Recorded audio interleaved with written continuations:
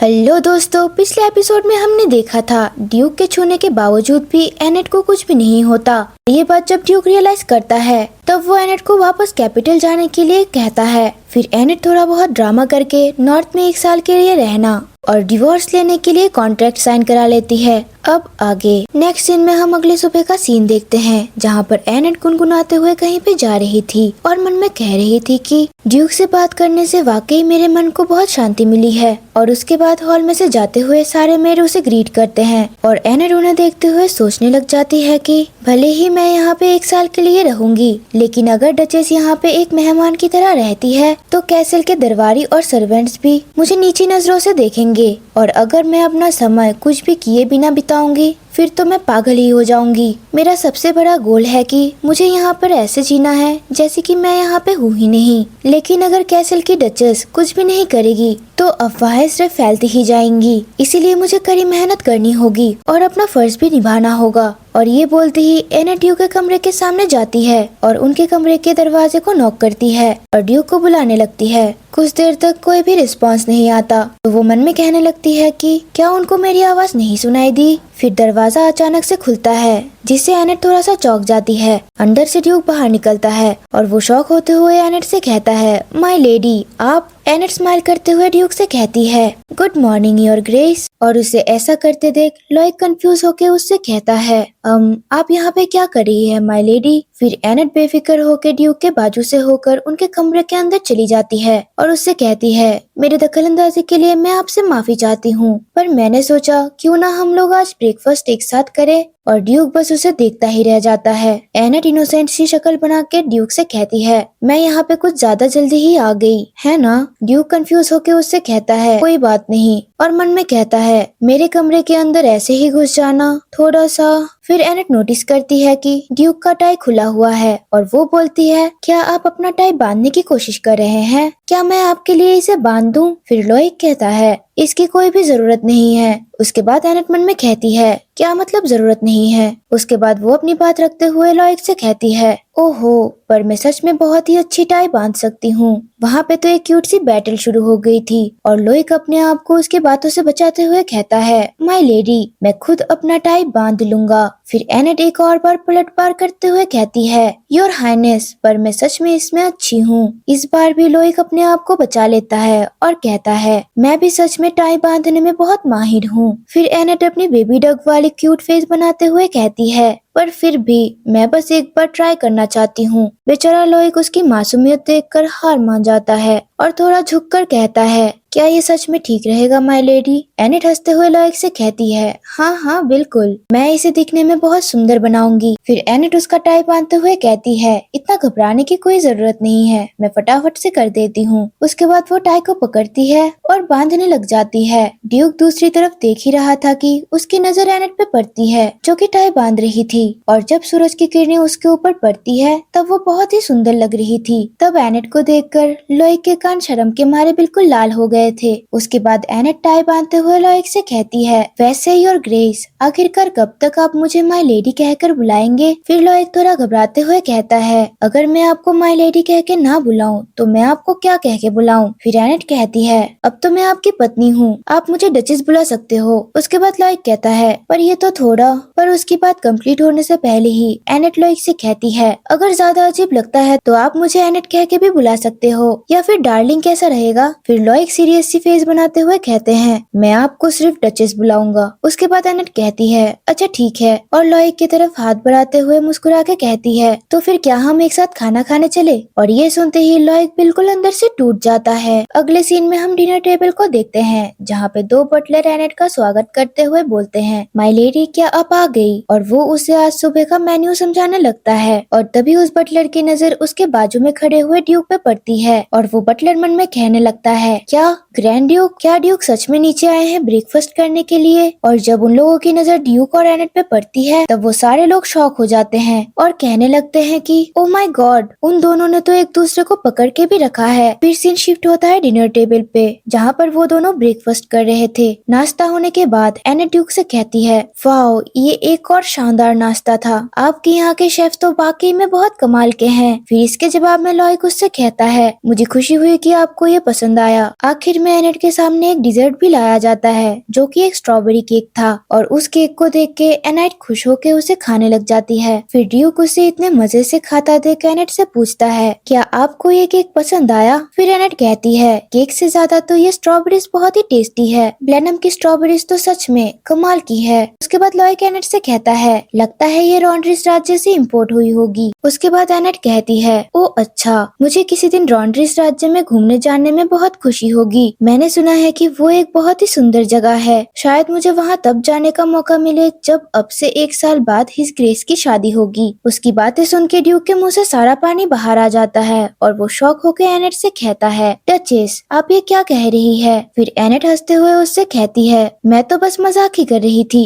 और वो मन में कहती है, ड्यूक को चिढ़ाने में वाकई बहुत मजा आता है। फिर हमें कैसल का सीन दिखाया जाता है जहाँ पर एनेट कहीं पे जा रही थी और मन में सोचती है कि ड्यूक के साथ घूमने के बाद भी मेरे पास काफी ज्यादा टाइम रह गया है और बोर होते हुए कहती है, अगर ये मेरी ओरिजिनल टाइमलाइन होती तो मैं मीटिंग और काउंसिल में बुरी तरह से फंसी हुई होती, लेकिन यहाँ मैं बस घूमती रहती हूँ या फिर चाय पीती रहती हूँ। तभी वाइटली एनेट को बुलाते हैं और कहते हैं कि आज दोपहर को हिज ग्रेस का बागीचे में टहलने का इरादा है। पर एनेट थोड़ा हैरान हो जाती है और सोचती है कि वो मुझे ये बात क्यों बता रहे हैं। एनेट मन में कहने लगती है कि वाइटली उन चंद लोगों में से है जो कि ड्यूक के कर्ज के बारे में जानते हैं, शायद इसीलिए वो मेरी मदद कर रहे होंगे, क्योंकि उसे पता है कि वो कर्ज मुझ पे काम नहीं करता। और वो भागते हुए लॉयक को गार्डन में ढूंढने लगती है। थोड़ी देर बाद लॉयक उसको दिख जाता है जो कि पहले से ही वहाँ पे मौजूद था, जो कि एनेट का इंतजार कर रहा था। फिर एनेट ड्यूक को बुलाने लग जाती है और कहती है कि ओहो योर ग्रेस आप, अरे क्या इत्तेफाक है, बिल्कुल परफेक्ट टाइमिंग है। मैं भी जस्ट अभी अभी यहाँ पे टहलने के लिए आई हूँ। फिर ड्यूक कहने लगता है, क्या ये सच में एक कोइंसिडेंस है? विश्वास नहीं हो रहा। फिर दोनों एक दूसरे से बात करते हुए आगे बढ़ने लगते हैं कि तभी एनेट कहती है, योर ग्रेस तो क्या आप इस कर्ज की वजह से मेट्स को भी पास आने नहीं देते? फिर लॉय कहता है, मुझे लोगों के छूने की आदत नहीं है, इसीलिए मैं अक्सर अकेला रहना पसंद करता हूँ। ये सुनकर एनेट थोड़ा उदास हो जाती है और मन में सोचने लगती है कि सच है, अगर किसी को छूने से उसकी जान जा सकती हो तो फिजिकल कांटेक्ट खुद ही बहुत बड़ी स्ट्रेस की वजह बन सकता है। किसी को कुछ बता ना पाना, ये सब उसके लिए जरूर बहुत ज्यादा मुश्किल रहा होगा। फिर एनेट कुछ नोटिस करती है और कहती है, योर ग्रेस आपकी टाई थोड़ी सी ठीक जगह से हटी हुई है। इसके जवाब में लॉयक उससे कहता है, आज सुबह ही मैंने अपने ट्रेनिंग क्लॉथ्स को बदल लिया था। उसके बाद एनेट तुरंत उससे कहती है, लीजिए मैं आपके लिए इसको ठीक कर देती हूँ। ओह आपने तो इसे बिल्कुल वैसे ही बांधा है जैसे मैंने पहले किया था, पक्का आपकी नजर बहुत तेज है। लॉयक उससे कहता है कि मैंने इसे दोबारा नहीं बांधा, मुझे बस ये लगा कि आपके बांधे हुए टाई को ऐसे ही नहीं खोलना चाहिए। एनेट कहती है, क्या अगर आपने इसे कभी नहीं खोला तो फिर कैसे? वेट, क्या आपने उसे उतारा और फिर वैसे ही वापस बांध दिया जैसे मैंने किया था? फिर एनेट खुश होते हुए ड्यूक से कहती है, तो क्या आपको मेरा टाई बांधना इतना ज्यादा अच्छा लगा? फिर लॉयक उससे नजर फेरते हुए कहता है, नहीं ऐसा नहीं है, मुझे बस लगा कि जो आपने इतनी मेहनत से मेरे लिए बांधा उसे खोलना सही नहीं होगा। एनेट उसकी बात सुनकर स्माइल करने लग जाती है और लॉयक से कहती है कि आप इसे कभी भी खोल सकते हैं, मैं खुशी खुशी इसे दोबारा से आपके लिए बांध दूंगी जब भी आप चाहें। फिर लॉयक उसको ऐसे स्माइल करता हुआ देख के ब्लश करने लग जाते हैं, जिसे देख के एनेट सोचने लग जाती है कि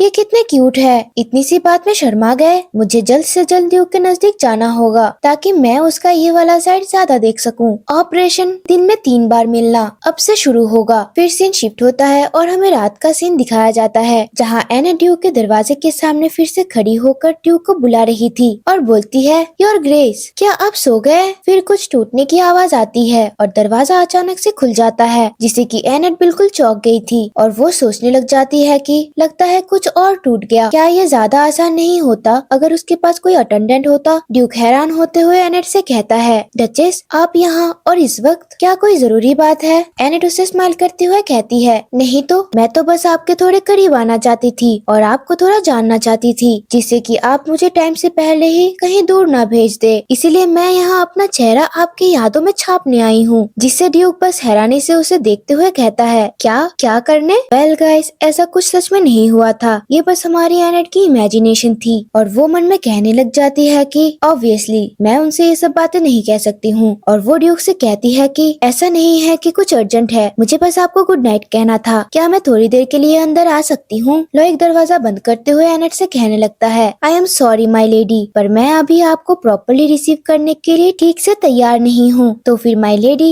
मैं चलता हूँ। फिर एनेट दरवाजे को अपने पैर से रोकते हुए कहती है, ऐसा तो नहीं है कि आपने कुछ भी नहीं पहना, तो फिर क्या प्रॉब्लम है? फिर उस लॉजिक से तो मैंने भी अपने कपड़े ठीक से नहीं पहने हैं, है ना? एनेट की बात सुनकर ड्यूक शर्माते हुए दूसरी तरफ देखते हुए कहता है, नेचुरली आपका अटायर भी इनअप्रोप्रिएट ही है। और वो मन में कहने लग जाता है कि वो खुद ही रियलाइज नहीं कर रही है कि यही तो सबसे बड़ी प्रॉब्लम है। फिर एनेट इंसिस्ट करते हुए ड्यूक से कहने लगती है, यहाँ हॉलवे पे बहुत ज्यादा ठंडी हो रही है, क्या मैं बस थोड़ी देर के लिए अंदर आ सकती हूँ? बस थोड़ा हाथ गर्म करने के बाद मैं तुरंत निकल जाऊंगी, सच में, प्रॉमिस। ड्यूक उसे देखकर मन में कहता है, ये कितनी ज्यादा जिद्दी है, और एनेट से हारते हुए कहता है, ठीक है, पर सिर्फ थोड़ी देर के लिए। अगले सीन में हम ड्यूक और एनेट को देखते हैं। ड्यूक अपने बेड पे था और एनेट ने उसका हाथ पकड़ के रखा था। फिर एनेट ड्यूक से कहने लगती है, योर ग्रेस, मैं आपको जिंदा नहीं खाने वाली हूँ, तो आप थोड़ा रिलैक्स कर सकते हैं। ड्यूक बेचारा तो बिल्कुल सदमे में ही था और वो मन में कहता है कि मैं सच कह रहा हूँ, वो तो बस थोड़ी देर के लिए रुकने वाली थी,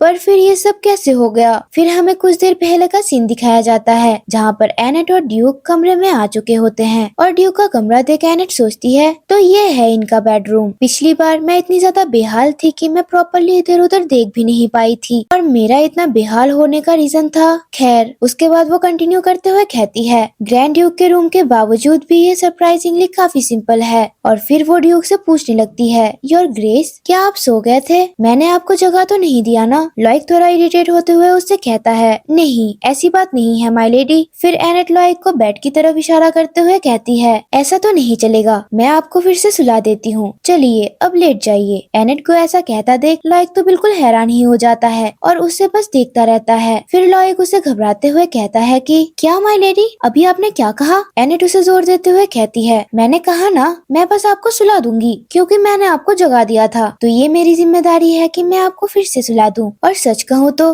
मैं इसमें काफी अच्छी भी हूँ। उसके बाद वो पुरानी बातें याद करते हुए मन में कहने लगती है, पहले जब भी काम पे मैं रिपोर्ट एक्सप्लेन करती थी तो सारे एग्जीक्यूटिव्स मेरी बातें सुन के झपकी लेने लग जाते थे। फिर लॉइक अपने सिर पे हाथ रखते हुए कहता है, डचेस, क्या आपने मुझे बच्चा समझ के रखा है? एनेट थोड़ा उदास होते हुए लॉइक से कहती है, नहीं, ऐसा बिल्कुल भी नहीं है। और वो मन में कहती है, दर्द ही तो है जो कि तुम्हें गहरी नींद लेने नहीं देता, है ना? नॉवेल में एक सीन था जहाँ सेंटस अपने माना से ग्रैंड ड्यूक का दर्द कम कर देती है। बस उसकी हल्की सी टच से ही लॉइक के बॉडी के सारे दर्द गायब हो जाते थे। हाँ, मुझे जितना याद है ऐसा ही तो था। अगर ये सच है तो जितना ज्यादा मैं उसे छूऊंगी उतना ही ज्यादा उसका दर्द कम होते जाएगा। वैसे भी जब से मैंने उसे टच करना शुरू किया है उसका चेहरा काफी ज्यादा चमकने लगा है। वैसे भी उसने मुझे अपनी काइंडनेस की वजह से ही कैसल में रुकने के लिए दिया, तो बदले में मैं भी उसके लिए कुछ करना चाहती हूँ। फिर एनेट लॉइक से कहती है, योर ग्रेस, जब तक आप बेड पे लेट नहीं जाते मैं इस रूम से कहीं नहीं जाने वाली। मुझे परवाह नहीं है अगर बाहर सर्वेंट कुछ गलत समझे तो।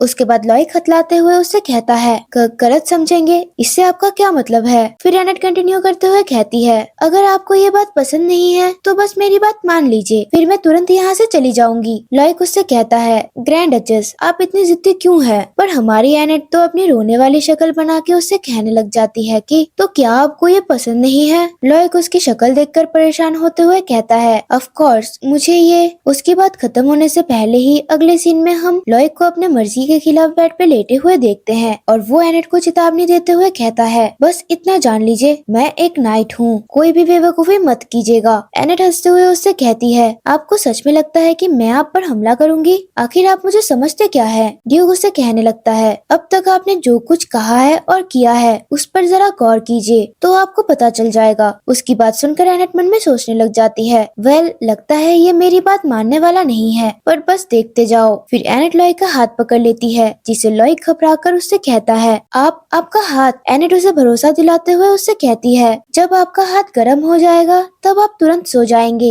लॉइक और ज्यादा पैनिक होकर कहता है, आपको मेरे लिए ये सब करने की कोई जरूरत नहीं है। लेकिन इससे पहले कि लॉइक कुछ कह पाता उसकी पलकें भारी होने लग जाती है और देखने से मानो ये लग रहा था कि एनेट के हाथ पकड़ने से वो बहुत रिलैक्स हो गया हो। एनेट उसे ऐसे शांत देखकर मन में कहती है, लग रहा है उसके हाथ का टेंशन पूरी तरह से मेल्ट हो गया। और ड्यूक को देख के लगता है कि वो अब शांत हो गया है और वो ड्यूक के हाथ को देख के सोचती है, इनका हाथ सच में बहुत बड़ा है या फिर शायद मेरा हाथ ही बहुत छोटा है। पर फिर भी ऐसा क्यों लगता है कि इतना बड़ा आदमी जैसे किसी भी पल टूट जाएगा। एनेट लॉयक को इतने चैन से सोता देख मुस्कुराते हुए मन में कहती है, शुक्र है ड्यूक जल्दी सो गए। जब ये सोते हैं तो इनका चेहरा बिल्कुल एक क्यूट पपी जैसा लगता है। उसके बाद वो कमरे से बाहर आ जाती है और लॉयक के बारे में सोचते हुए कहती है, पता नहीं क्यों पर ये एहसास काफी अजीब है। नॉवेल में पढ़ते वक्त तो ये सब कुछ खास नहीं लगा था, वहाँ उसके कर्ज को सिर्फ कुछ लाइनों में समेट दिया गया था, पर जो चीज नॉवेल ने इतनी आसानी से स्किप कर दी वही उसकी रोज की हकीकत है। मैं उसे सिर्फ एक कैप्चर किए जाने वाला कैरेक्टर समझकर लाइटली ट्रीट नहीं कर सकती। उसके बाद एनेट को कुछ सुनाई देता है और वो वहाँ साइड में देखती है और उसे पता चलता है कि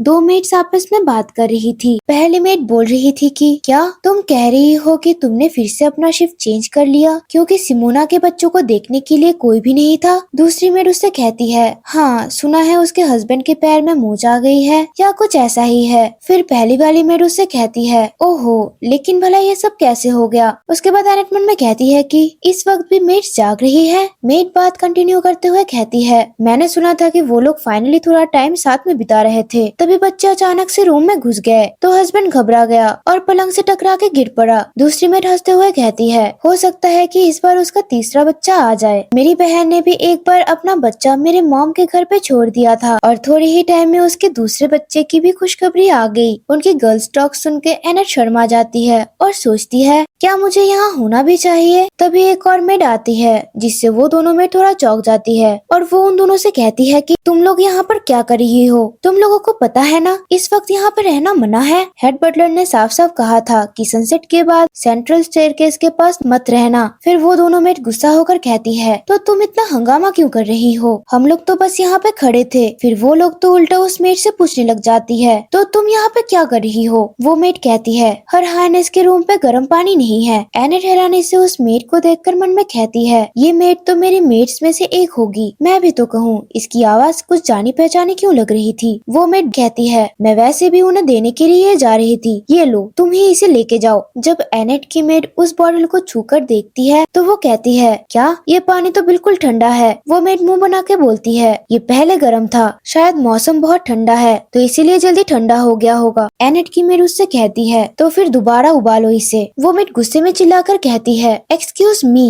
क्या तुमने मुझे अपना नौकर समझ के रखा है। मैं आज पूरा दिन खिड़कियां पॉलिश कर रही थी, मैं बहुत ज्यादा थकी हुई हूँ, ये सब कितना अनोइंग है। और ये कह के वो लोग वहाँ से चले जाते हैं। एनेट की मेट बॉटल को देखते हुए खुद में कहती है, लगता है मुझे अब खुद ही किचन जाना पड़ेगा, कोई और ऑप्शन नहीं है। एनेट उसे देखकर मन में सोचती है, कितना मुश्किल होगा इस वक्त इतने ठंड में किचन तक जाना, पर फिर भी उस बच्ची की वजह से मैं थोड़ा गर्म पानी पी पाऊंगी। फिर वो मुड़ के वापस जाते हुए सोचने लगती है, अगली बार जब मैं उससे मिलूंगी कम से कम उसका नाम तो पूछूंगी। तभी वो मेड अचानक से रुक जाती है और एनेट की तरफ सस्पिशियस नजरों से देखने लग जाती है। गाइस आज के लिए बस इतना ही, मिलते हैं इसके नेक्स्ट एपिसोड में। Let me know your thoughts in the comment section below and या do like, subscribe and share this video with your friends. तब तक के लिए सायोनारा।